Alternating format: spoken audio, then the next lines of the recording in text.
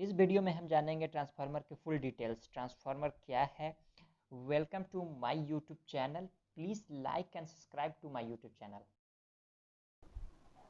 तो आज हम इस वीडियो में जानेंगे कि ट्रांसफार्मर क्या है। अगर ट्रांसफार्मर नहीं होती तो आज कुछ गिने चुने अमीर लोगों के घर में ही बिजली होती, क्योंकि हम बिजली को फिर इतने लंबे दूरी तक ट्रांसमिट नहीं कर सकते थे। तो हमें सस्ती बिजली चाहिए होती। सस्ती बिजली के लिए हमें क्या करना पड़ता, किसी झरने के पास ईएमएफ के द्वारा इन बिजली को उत्पन्न करके और ट्रांसमिट करना पड़ता। तो हम क्या करते, वहाँ पे बिजली को उत्पन्न करके ट्रांसमिट करते। उसके लिए भी हमें क्या करना पड़ता कि बिजली को हमें ट्रांसमिट करने के लिए पावर को ट्रांसमिट करता है। आज मान लेते हैं कि किसी बिजली को उत्पन्न करने के लिए झरने के किनारे तो हमें पावर की आवश्यकता पड़ेगी। जो पावर का जो इक्वेशन होता है V इंटू आई होता है। P को अगर हम मान लेते हैं लीटर पर सेकेंड और I को मान लेते हैं पाइप का साइज और प्रेशर।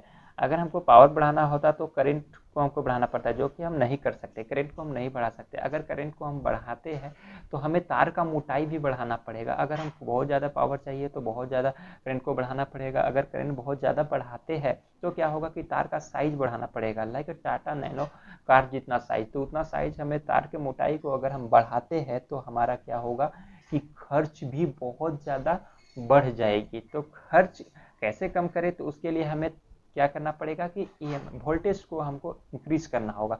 वोल्टेज को इंक्रीज करने के लिए प्रेशर को इंक्रीज करना होगा। तो प्रेशर कैसे इंक्रीज होगा, उसके लिए हमें फिर ट्रांसफार्मर की आवश्यकता होगी।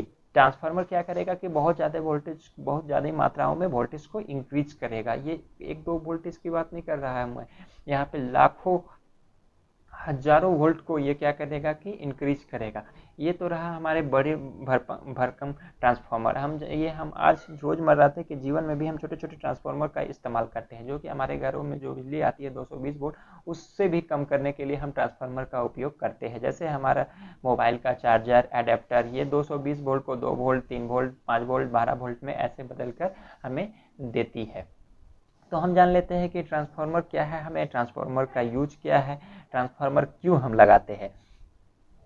तो हम देख लेते हैं कि पहले वीडियो में मैंने देखा था, बताया था कि ट्रांसफार्मर म्यूचुअल इंडक्शन के सिद्धांत पे काम करता है, जो कि फ्राडे लॉ ऑफ इलेक्ट्रोमैग्नेटिक इंडक्शन के सिद्धांत पे है। तो क्या करेंगे कि जब हम एक दो कॉइल को आपस में एक साथ रखते हैं, एक में करंट को हम चेंजिंग करंट को देते हैं, तो क्या होगा कि यहाँ पे चेंजिंग मैग्नेटिक फ्लक्स जो उत्पन्न होगा, चेंजिंग मैग्नेटिक फ्लक्स उत्पन्न होने के कारण दूसरा कॉइल भी हमारा चेंजिंग मैग्नेटिक फ्लक्स में डूबा होगा। डूबा होने के कारण चेंजिंग मैग्नेटिक फ्लक्स, इसमें भी चेंजिंग मैग्नेटिक फ्लक्स उत्पन्न होगा। चेंजिंग मैग्नेटिक फ्लक्स जब उत्पन्न होगा तो फ्राडे लॉ ऑफ इलेक्ट्रोमैग्नेटिक इंडक्शन के सिद्धांत पे दूसरे कॉइल में भी चेंजिंग करंट उत्पन्न होगी।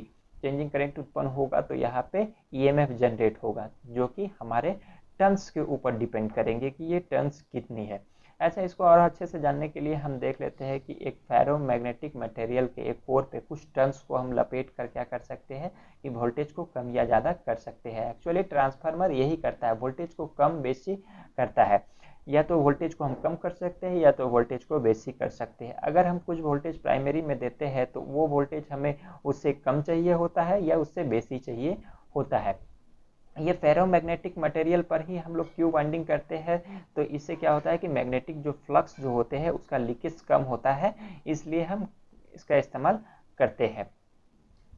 तो हम लोग पहले प्राइमरी में कुछ अगर हम लोग करंट देते हैं तो करंट, चेंजिंग करंट होने के कारण ये क्या होगा कि यहाँ चेंजिंग मैग्नेटिक फ्लक्स उत्पन्न होगा। इनपुट में कुछ अगर हम लोग करंट को देते हैं, जैसे ये डिपेंड्स करता है कि इतना कितना मैग्नेटिक फ्लक्स उत्पन्न होगा, ये नंबर ऑफ टर्न्स पे डिपेंड करता है। तो ये number of turns primary side है, ये number of turns secondary side है।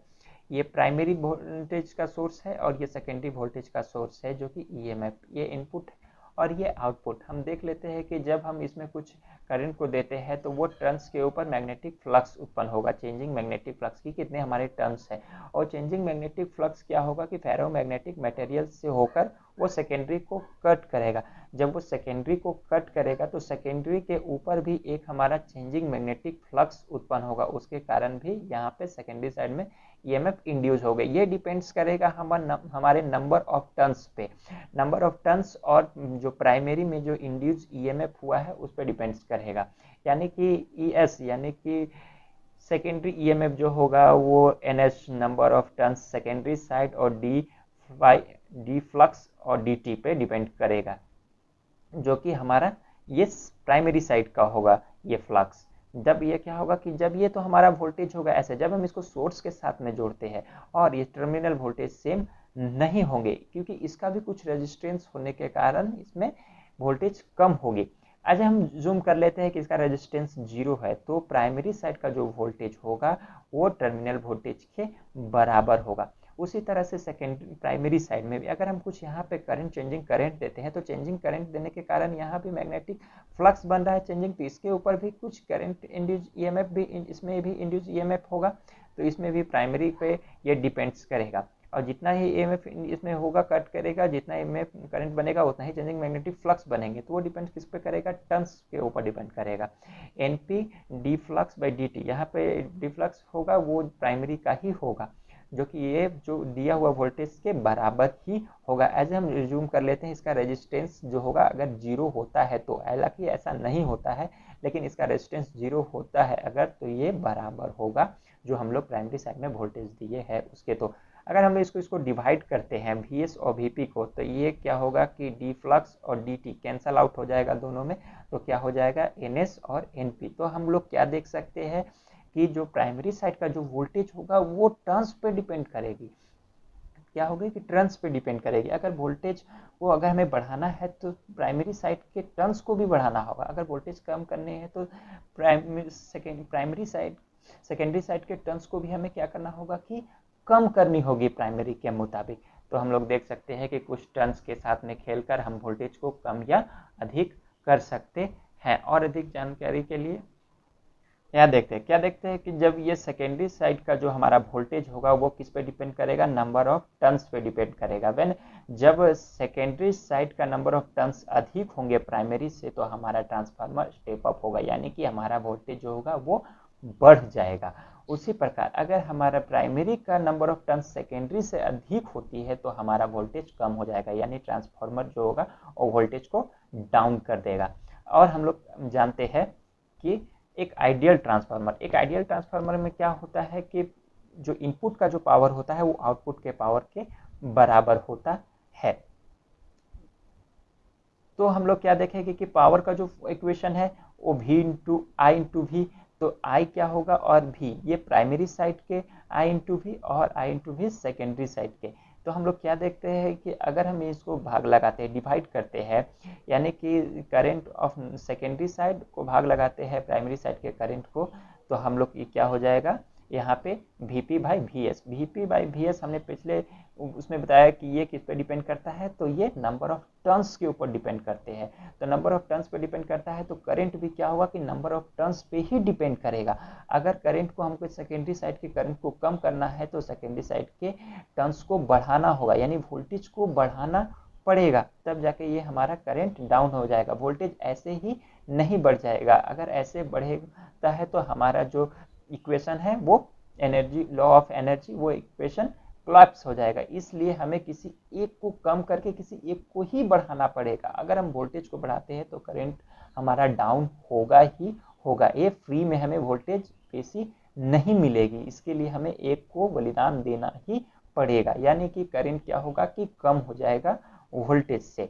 इसलिए नंबर ऑफ सेकेंडरी साइड का नंबर ऑफ टर्न्स बढ़ता है तो इसका करंट भी कम होगा, जैसा कि आप देख रहे हैं।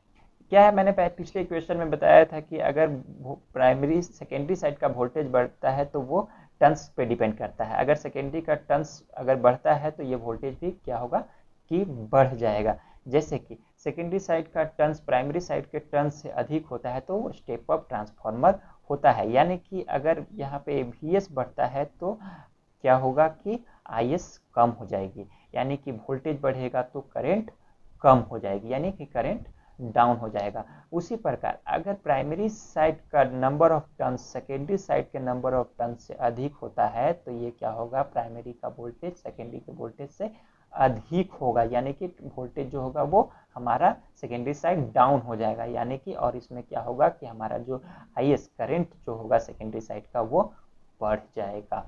यानी कि इससे ये होता है कि अगर हम किसी एक को बढ़ाते हैं तो एक हमारा कम हो जाएगा, वोल्टेज बढ़ाते हैं तो करंट हमारा डाउन होगा, और यही ट्रांसफार्मर का नियम है। ट्रांसफार्मर भी यही काम करता है, वोल्टेज को बढ़ाकर करंट को डाउन करने का काम करता है। ट्रांसफार्मर वह डिवाइस है जो वोल्टेज को इंक्रीज कर सकता है और डिक्रीज कर सकता है। और ये क्या करेगा, किसी एक को इंक्रीज करता है तो किसी एक को डिक्रीज भी करेगा। ये ट्रांसफार्मर के इक्वेशन पे डिपेंड्स करता है। और ट्रांसफार्मर ऐसा नहीं कि ट्रांसफार्मर में कुछ लॉसेस नहीं होंगे, पूरा का पूरा हमें करंट प्राइमरी साइड उतना ही सेकेंडरी साइड में मिल जाएंगे, ऐसा नहीं है। उसमें कुछ लॉसेस भी होंगे। जैसे कि हम लोग यहाँ पे देख लेते हैं, बी फ्लक्स टर्न पर turn is same in both coil.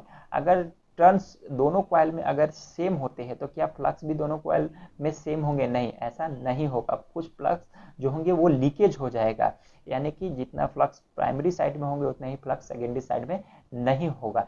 ऐसा ना हो, इसके अप्रॉक्सीमेट बराबर हो, इसके लिए ही हमें फेरोमैग्नेटिक स्टील का प्रयोग किया जाता है और को बनाने के लिए, ताकि हमारा फ्लक्स लीकेज कम हो सके। Resistance of both coil is zero.